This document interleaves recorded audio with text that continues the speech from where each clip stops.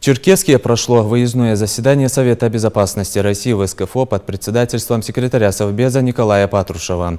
Во встрече приняли участие полпред президента России в СКФО Олег Белавинцев и главы регионов округа. На совещании обсудили дополнительные меры по нейтрализации угроз переноса террористической деятельности из ближневосточного региона на территорию Северного Кавказа.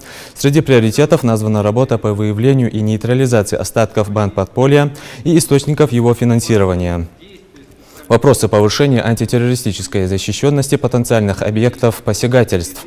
Николай Патрушев подчеркнул, что особую актуальность данная работа приобретает в условиях применения против России различного рода политических, экономических, информационных и иных мер невоенного характера.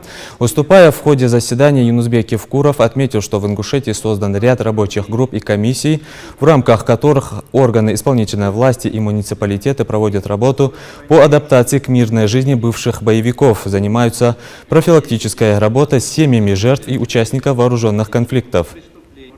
На конец 2017 года этой работой охвачено 56 семей. К мирной жизни вернулись более 70 членов бандподполья, сказал глава Ингушетии.